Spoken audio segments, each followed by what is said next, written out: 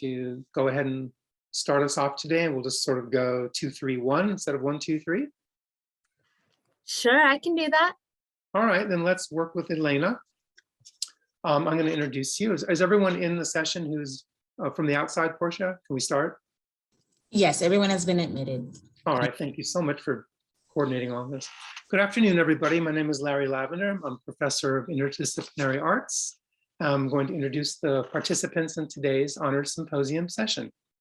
We'll start with Elena Nielsen, who is a therapeutic recreation major at UNCG. They are currently in their sophomore year and pursuing academic study abroad in Finland as we speak. She's working with us from Finland today. They are a disciplinary honors student in Lloyd International Honors College and a recipient of the Reynolds Scholarship. Their passions include dance, sci-fi, hiking, and history. And today's presentation is entitled The Interaction of Christianity and Evolution from the Perspective of Charles Kingsley and Thomas Huxley. Welcome, Elena. Thank you. Okay.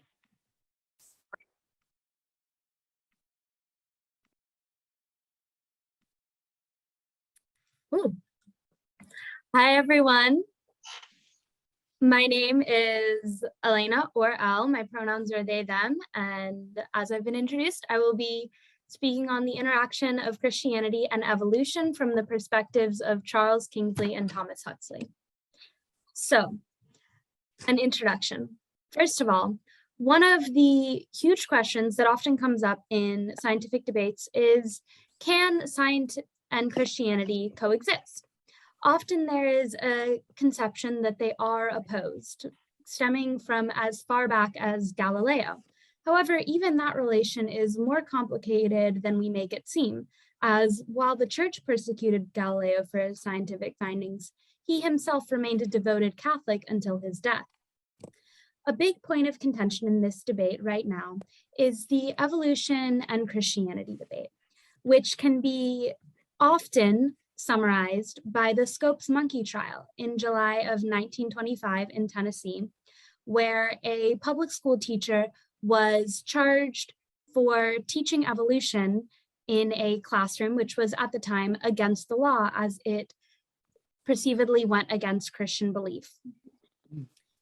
Now, the debate is actually much more complicated than that, and it has been more complicated since the beginning of evolution as a primary theory. Today, I will speak on this complex relationship through the viewpoints of two thinkers during the beginning of evolution as a concept: Charles Kingsley, the religious side, and Thomas Huxley, the more scientific side. However, they both had thoughts on both science and Christianity. To start off, Charles Kingsley, our religious figure. He was the son of a reverend and himself became a clergyman. However, he was a man of many interests and many talents, as wide an array as zoology, biology, social reform, and literature. He wrote many books, and today I will be speaking mostly on his book of The Water Babies, which is a book that he wrote that was in fact written for both children and adults, which was a little strange at the time. It was written so that an adult would read it to a child at bedtime, and the child would get the story and the easy moral message, and the adult would get the more cerebral message of evolution and Christianity coexisting. Now, the story was of Tom the chimney sweep, who dies and becomes a water baby, which is a mystical creature. However, he has to go on a quest to stop from de-evolving into a less human form. This already promotes the idea of evolution with a moral conscience, which was something that Charles Kingsley really supported. Now, there are two main places he really supports the idea of evolution during his book. The first is that of the do as you likes. A quote from the book is, "It was only those who could use their feet as well as their hands who could make a good living and keep up a regular breed." This not only shows the idea of evolution, but really underlines the idea of natural selection, which was the idea that those who could survive better and find a mate better and keep up their lineage more, we're going to then create a new species through that process of natural selection and certain traits being passed down more often. I need to take a picture real quick. Okay, okay, all right. I believe someone has their microphone unmuted. But so this is a way that he supports natural selection in the process of evolution as a Christian thinker, and thus shows how Christianity and evolution can coexist. A more religiously centered example is Mother Carey in the book, who is seen as a figure representing God. Tom comes to Mother Carey and she's sitting at a throne with thousands of beautiful and varied animals swimming out from it. And he's perplexed, and she tells him, I sit here and I make them make themselves. Anyone can make things if they take will and time and trouble enough, but it is not everyone who, like me, can make things make themselves.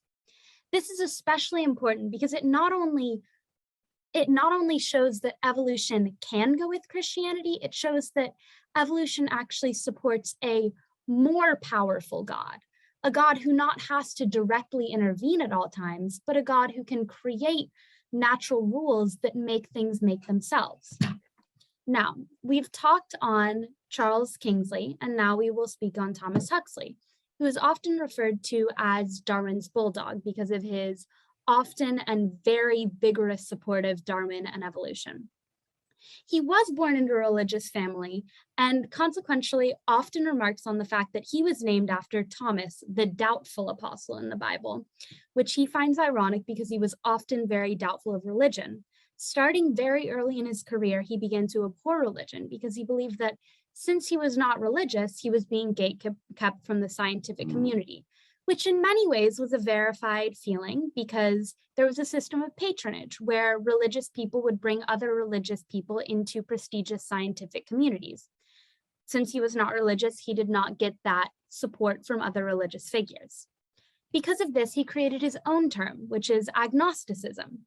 He coined this term to give himself a sort of religion, which was based on the belief that one could neither concretely prove nor disprove the existence of a God. Because of this, he wanted to stick with evidence. Evidence was his religion, and he believed that evidence was what should be brought to the table when it came to science, not religion, which was not based on evidence. One good example of this is the Hippocampus Debate, where he got in a debate with Richard Owen, a religious scientist. Richard Owen believed that the structure of the hippocampus, as well as man's morality and religious thought, showed that they couldn't have evolved from animals, while Thomas Huxley said that the structure was similar enough and they shouldn't be considering morality and religious thought. It came to a head when Huxley ended up actually insulting both Owen and the bishop himself at a meeting for the British Association of the Advancement of Science. He never truly recovered from this and was often disliked by many religious scientists.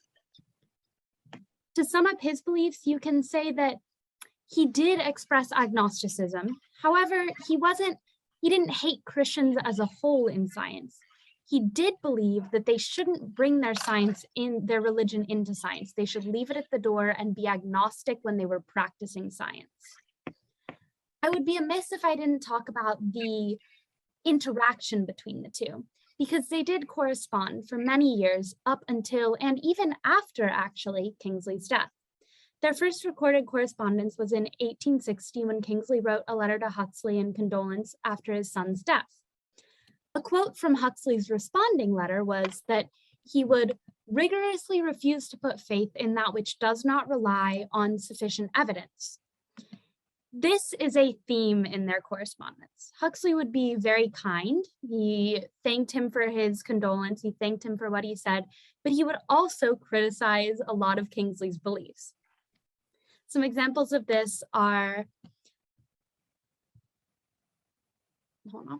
when in 1863, Kingsley wrote to Huxley providing concrete evidence to help him support the idea of human evolution. And they ended up getting in a debate about faith. And then later in 1863, when Huxley wrote to Kingsley talking about the spermatozone and devolved into a conversation about material and spiritual worlds.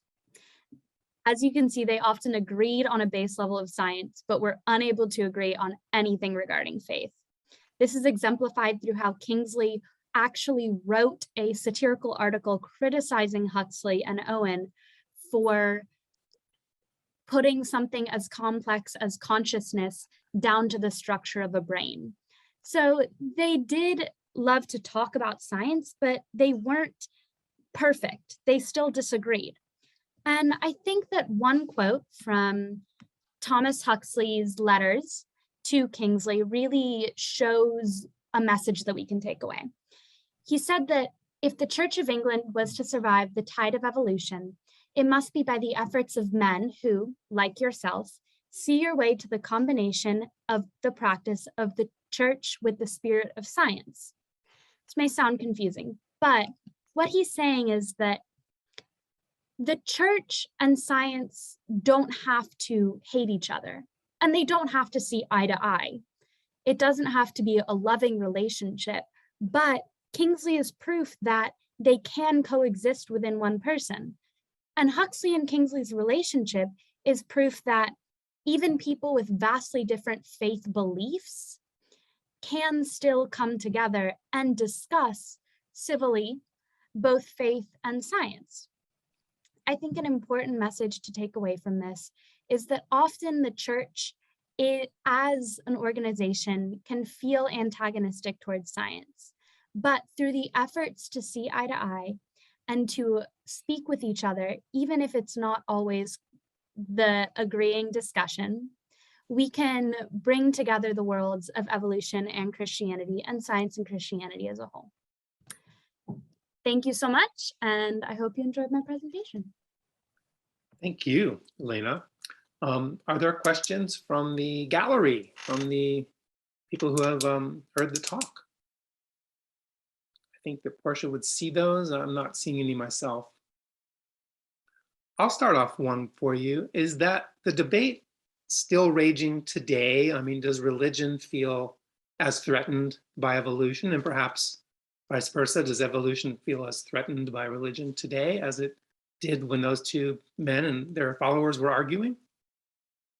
I would say that as an institution, evolution and Christianity are probably not as necessarily opposed as during the height of the debate, which would probably be in America, actually, in the earlier 1900s. However, Christianity and science still often feel very threatened by one another, because often, as we have seen through history, there are cycles of science coming up that Christianity feels threatened by, and thus trying to retaliate against science and science feeling threatened. Now we can see it through vaccines. There's often some pushback from Christian communities. So I feel as if there's always some sort of debate going on. Sometimes in these cases, the Christians argue among themselves about matters of theology, and evolutionists, I'm sure, argue even more than they argue against one another. Does that ever come to mind? That there's more arguments within religion than there are, yeah. Yes, and even during Huxley and Kingsley's time, we can see that as Asa Gray was a huge scientific and religious thinker who spoke towards evolution, but there were movements such as the Irish Church going on at the same time that hated the idea of evolution, and so there was a lot of debate within the community too. Excellent. Are there other questions, or other questions perhaps from the co-participants in this session for Elena? All right. Curious. Oh, sorry. Oh, did you have a question, Logan? I did. I just wanted to know, what was your motivation for pursuing this line of research? Is it just a personal interest or something you discovered through academics? Well, growing up in the South, I actually often heard about this debate, even in school. And a lot of people I knew found this debate troubling for themselves in their faith. And I wanted to go deeper into the idea of if those two had always been in opposition, or if at other points in time there had been less of a feeling of needing to separate yourself either to one or to the other.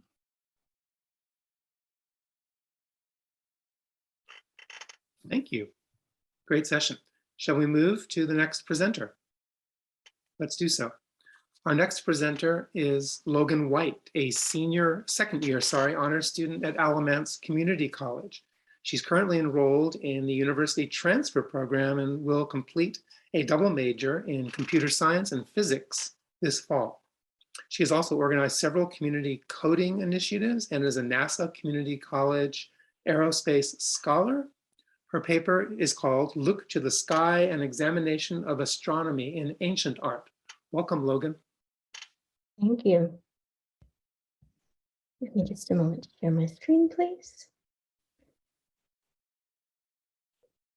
All right, can everyone see that? All right, good afternoon, everyone. As I've just been introduced, I will not go through more of an introduction. Again, my paper is entitled Look to the Sky, an Examination of Astronomy in Ancient Art. While researching this project, I aim to explore the significance of astronomy and measurement through ancient art and architecture. While celestial gaze is commonly considered to be evident in the early art of Europe and Mesopotamia, today we will examine the importance of astronomy in non-Eurocentric ancient cultures. So first of all, why the night sky? The heavens served as a constant companion to our ancestors. They were a celestial clock that marked the days, months, and even years. We've not only observed the cycles and patterns of celestial bodies, but created rituals and routines based on their movements. Art and architecture provide a direct window into the past. Depictions of astronomy and the night sky can be found throughout many works of ancient art, and through these works, we can appreciate the significance of astronomy and measurement in their cultures. To provide perspective, we first must examine some of the notable instances of astronomical art and architecture in Europe and Mesopotamia. These works typically fall into three main categories. So we have celestial depictions, astronomical observations, and astronomically aligned architecture. The Nebraska Disk, which is dated around 1600 BCE, is considered to be one of the oldest depictions of the night sky. It shows several prominent celestial figures. In addition to the sun and the moon, it also depicts the Pleiades, which are a well-known cluster of 7 stars. It was discovered near Gosek, which is an ancient observatory known as the German Stonehenge.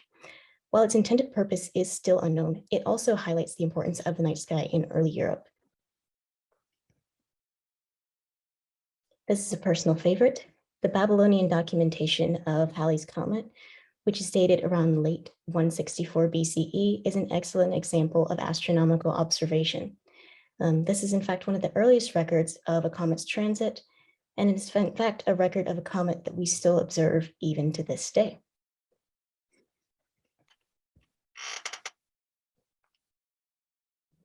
Stonehenge is, of course, probably one of the most well-known examples of astronomical architecture. Like many works of megalithic architecture, it corresponds to the solstices. Although Stonehenge is likely the most familiar megalithic monument, it is actually predated by Newgrange, which is a funerary monument constructed around 3200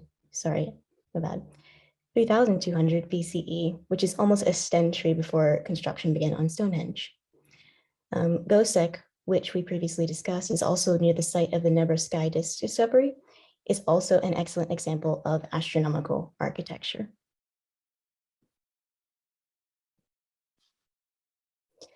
Now that we are familiar with some examples of Eurocentric art, let's examine the Mesoamerican approach to astronomy.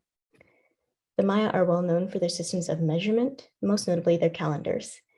The passing of time was documented in cycles. They had a 260-day ritual cycle, and also a 365-day year, and then of course, most famously, the ever-increasing Mesoamerican long count calendar. This was used in combination with visual observation to create detailed astronomical manuscripts. The Dresden Codex, which was dated around 1200 CE, is one of the 4 surviving Mayan hieroglyphic manuscripts. It contains a divination calendar with both predictions for lunar and solar eclipses, along with phases of Venus, which is also known as the evening star. All of the observations that led to these predictions were made with the naked eye, without the modern telescopes and tools that we have now. But despite this, the predictions they made were incredibly precise and can actually be compared to a scientific level of astronomical observation.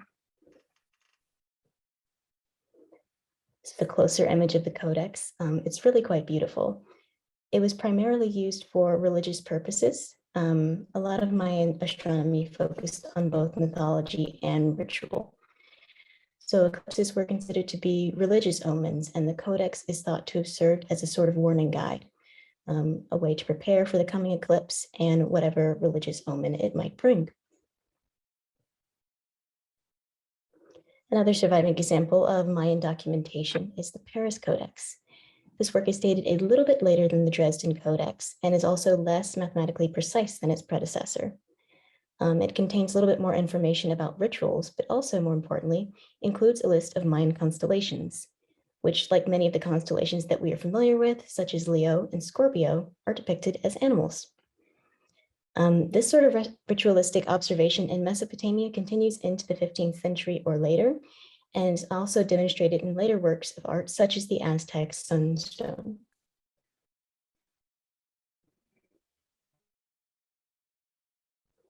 All right, changing locations a little bit. Like Mesoamerica, ancient China is also known for their extensive records of celestial observation, but their focus on astronomy was actually driven by a different motivation. It was considered to be the emperor's responsibility to follow what was known as the mandate of heaven, to keep the earth in total harmony with the sky.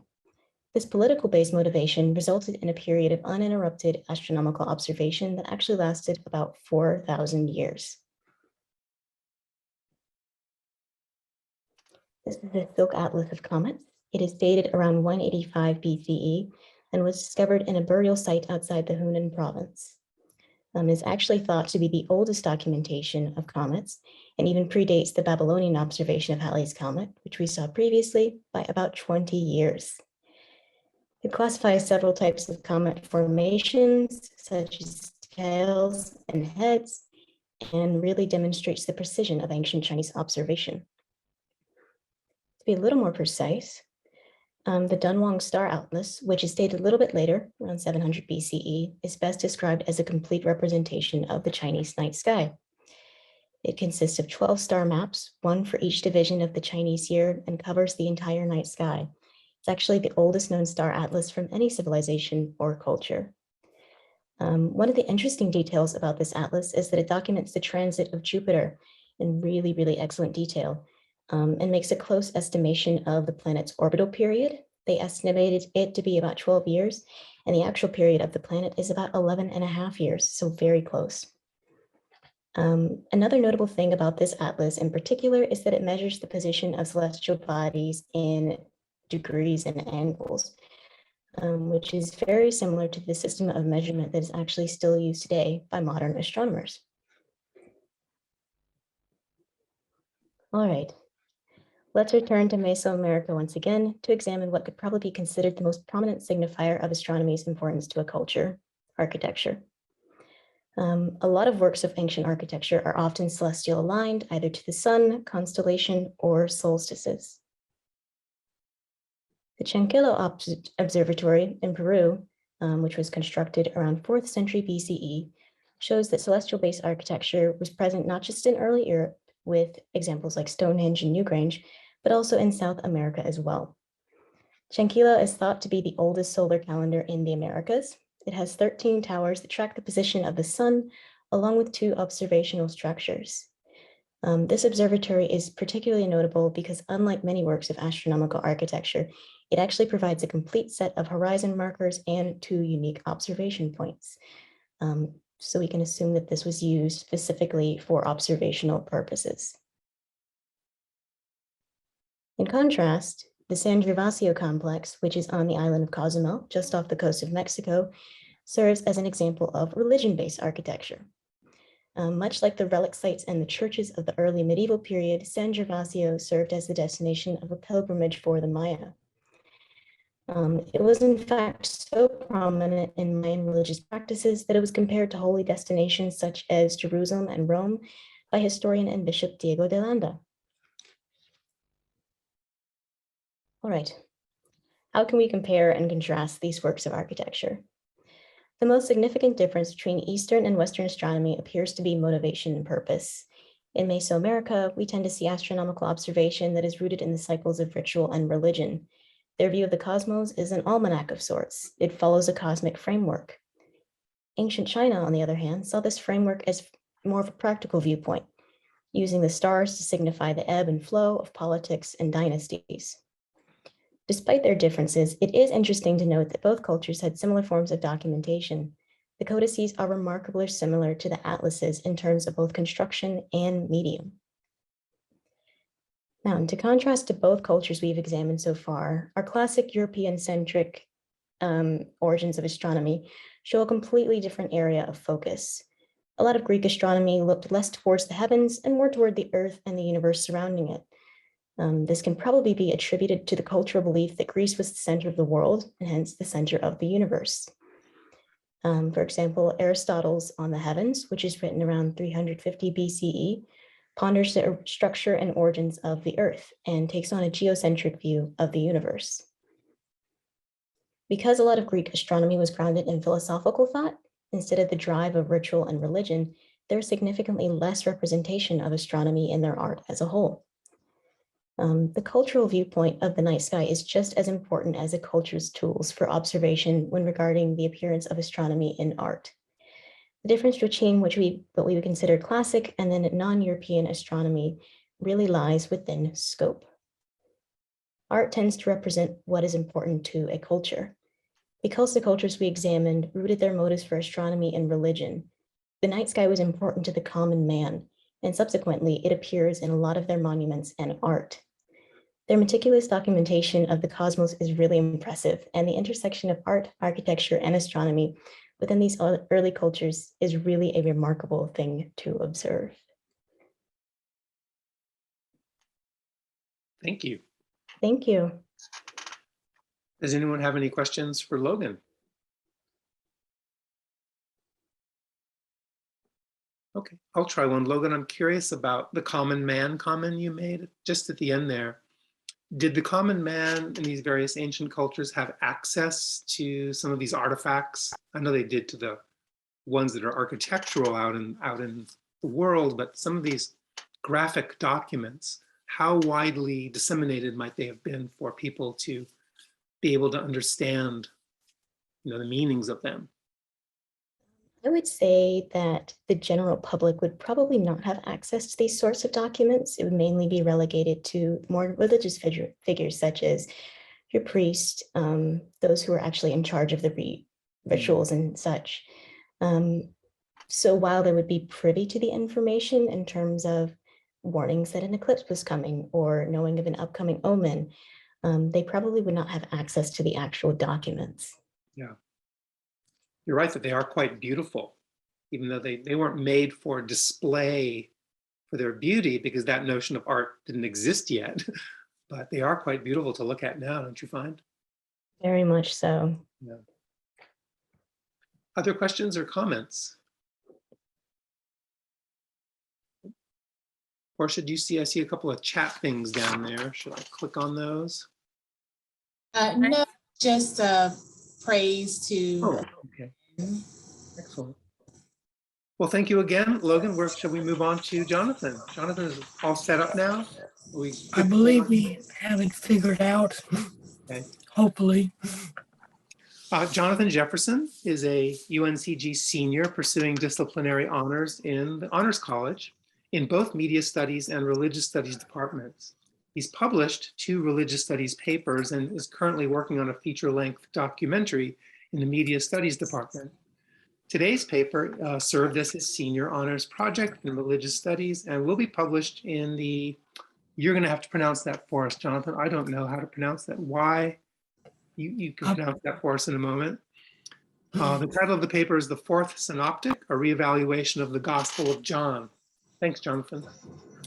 Thank you. So I'm Jonathan Jefferson. It will be published in the, I believe it's pronounced Edragog. Okay. I believe that's how it's pronounced.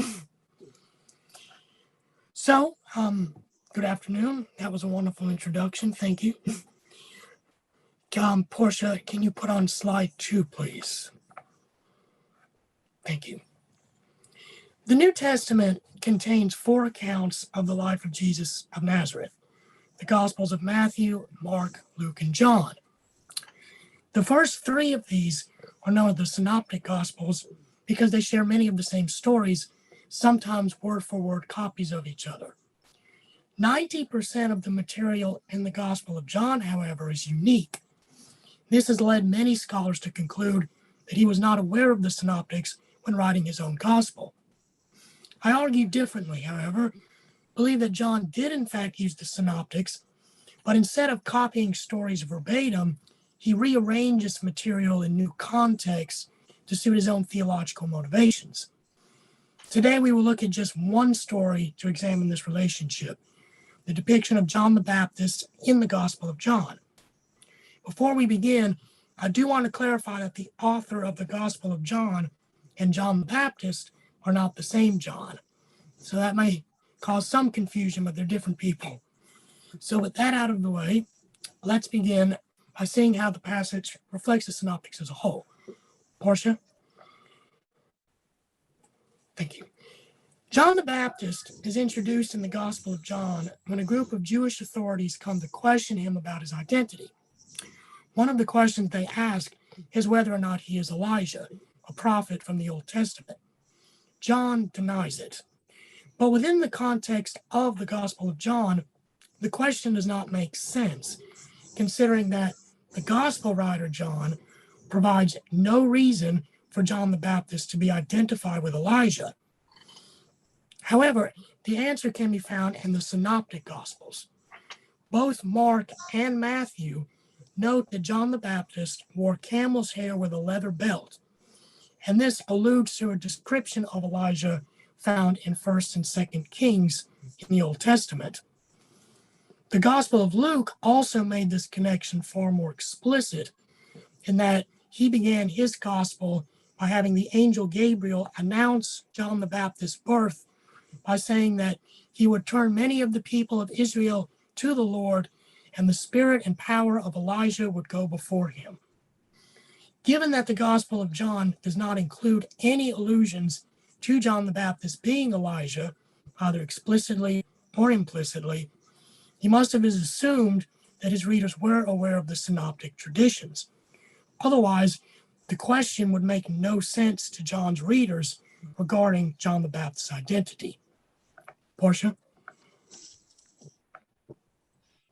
Thank you. Another reference to the overall synoptics is quite interesting in that the Gospel of John never actually states that Jesus was baptized. Scholar Maurice Casey pointed out in his 2010 book, Jesus of Nazareth, an Independent Historian's Account of His Life, that this was probably because Jesus was viewed as without sin, and yet John baptized for the remission of sin. So the entire event not only positioned John the Baptist above Jesus, but was used by followers even into the 2nd century to show that John the Baptist was more likely the Messiah than Jesus of Nazareth. Therefore, it seems that the Gospel of John omitted this account in order to combat what he would have perceived as a false doctrine. Regardless, the Gospel of John does show it is aware of the story, even without including the narrative details. John the Baptist mentions that, quote, he saw the Spirit descending from heaven like a dove, and it remained on him, him being Jesus. This imagery comes directly from all 3 synoptics, which describe the Holy Spirit in the form of a dove descending from heaven onto Jesus immediately after his baptism. Now, while we can see that John seemed to be aware of the general synoptics, there are also cases where he uses specific ones. Portia? Thank you. To look at one example, let's look at the Gospel of Luke. In the Gospel of John, John the Baptist says that he is, quote, unworthy to untie the thong of his sandal, meaning Jesus' sandals. The Gospels of Mark and Luke both share this sentiment, as you can see on the PowerPoint. But the Gospel of Matthew says that the Baptist is unworthy to carry Jesus' sandals, not untie them. Most scholars agree that the Gospel of Mark was written first, and this indicates that Matthew changed Mark's text. But so does Luke. Only Mark contains the extra detail that the Baptist is unworthy to, quote, stoop down and untie the sandals. Luke chose to omit this detail, simply saying that he was unworthy to untie the thong of the sandals. Now, what does this have to do with the Gospel of John? John follows Luke in omitting that extra detail, indicating that the Gospel of John is aware of Luke's Gospel. Now, you could chalk that up to coincidence, but what's more likely? The Gospel of John used Luke in writing his own Gospel, or that both independently chose to omit the same seemingly arbitrary detail. But perhaps more interesting is the Gospel of John's usage of Matthew. Portia? Thank you. John the Baptist is first introduced in the Gospel of John, as I said, when a group of Jewish priests and Levites are sent by the Pharisees in Jerusalem to question him concerning his identity. This parallels the Baptist introduction in the Gospel of Matthew, where John the Baptist confronts, quote, many Pharisees and Sadducees coming for baptism, Matthew 3:7. This time, though, the roles are somewhat reversed. The Jewish authorities come to be baptized by John, not to interrogate him, but the Baptist confronts the Jewish authorities regarding their identity, this time in reference to their status as Abraham's children.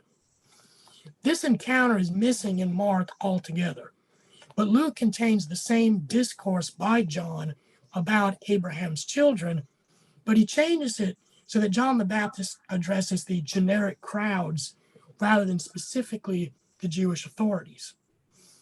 The Gospel of John's portrayal of John the Baptist's confrontation with the Jewish authorities seems to draw on this Matthean account. Now, as for the children of Abraham discussion, John repurposes it later in his Gospel in a story unique to him. Portia? Thank you. In John chapter 8, in a story not found in any of the synoptics, Jesus confronts the Jewish authorities about their status as Abraham's children. When the Jewish leaders tell him that Abraham is their father, Jesus retorts that if that were true, they would be doing what Abraham did, but instead are trying to persecute Jesus. So why does Gospel of John recontextualize this argument later instead of simply keeping it with the baptismal account? John uses it here to emphasize Jesus' divinity and pre-existence. He does this by having Jesus conclude the confrontation by stating, quote, before Abraham was, I am. I am is the name God gave to Moses in the Old Testament. So by using it here, Jesus is affirming his oneness with God. This is a recurring theme throughout the Gospel of John, with Jesus repeatedly stating his status as being one with the Father, a concept found in the synoptics, but not nearly as explicitly or repeatedly. Immediately upon hearing this, the Jewish authorities pick up stones to try and kill Jesus for blasphemy. Portia? Thank you. This really gets to the heart of why the Gospel of John recontextualizes this passage from the synoptics. This distinction between Jesus and John, who are, quote, not of the world, versus the Jewish authorities who are of the world, is, say, at the very beginning of John's Gospel. So to emphasize this division, the Gospel of John splits the Baptist conversation into two separate days with two separate groups. In the synoptics, Jesus interrupts John the Baptist's sermon about Abraham's children and is baptized in front of everybody. But in John's Gospel, the Baptist simply tells the Jewish authorities that he baptizes with water and that someone else is coming after him. John's gospel then moves the Baptist encounter with Jesus to, quote, the next day, while John is standing not with the Jewish authorities, but with his own private disciples. And only on this separate day, to his separate group of people, does John reveal further details about Jesus. These include that Jesus existed before the Baptist and that he is, quote, the Lamb of God who takes away the sins of the world. Upon hearing this, the two of John the Baptist's disciples immediately leave to follow Jesus. Portia? And by moving the story around, John again uses this connection of John's disciples and Jesus's who accept Jesus versus the Jewish authorities who want to persecute Jesus. John's disciples immediately follow him when they hear of his divinity, while the authorities immediately try to kill him. Portia?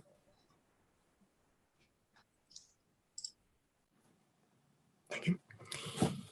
This separation of Jesus from the Jewish people is a recurring theme throughout the Gospel of John, more so than the Synoptics. Jesus routinely distances himself from the law of Moses, describing it as a law for the Jews, not himself or those who believe in him. Instead, Jesus gives his followers new commandments, and there are some examples on the screen you can see here. So as for this division of communities, Portia? Thank you. Scholar Raymond E. Brown hypothesized the Johannian community. He explains that John puts this emphasis on different parts of the gospel to heighten this division. Now, Raymond believes that, of course, Jesus was Jewish. His disciples, John the Baptist, probably the author of the gospel himself, were all Jewish.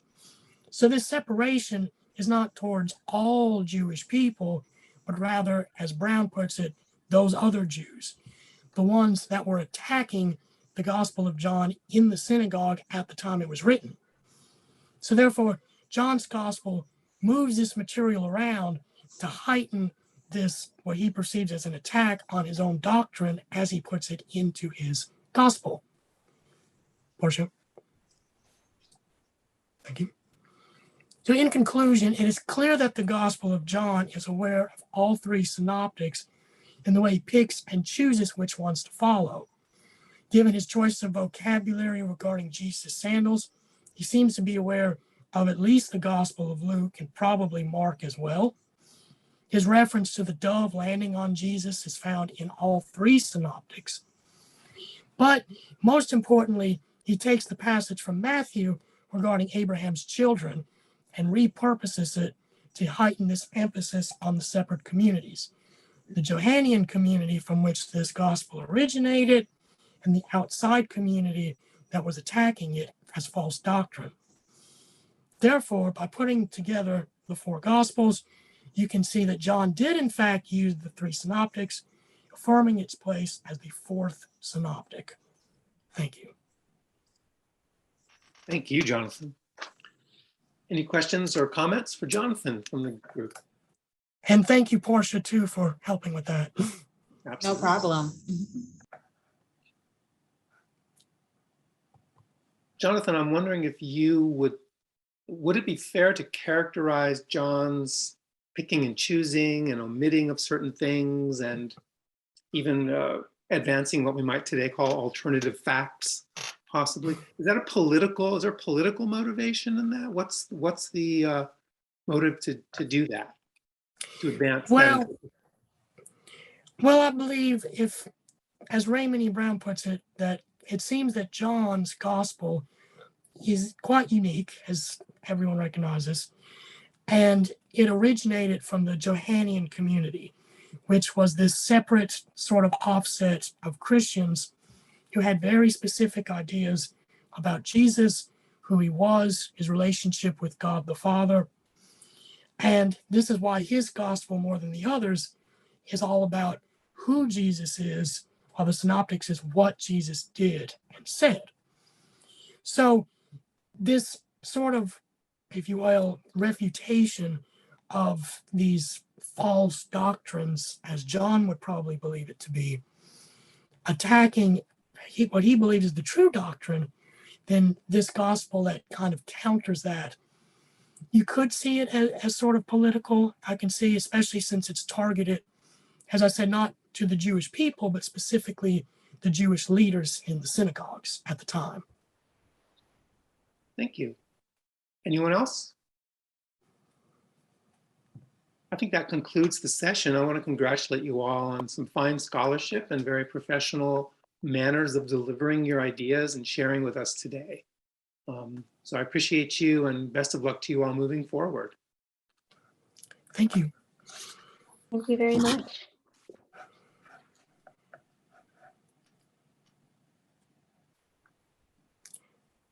Have a good day, everyone. You too.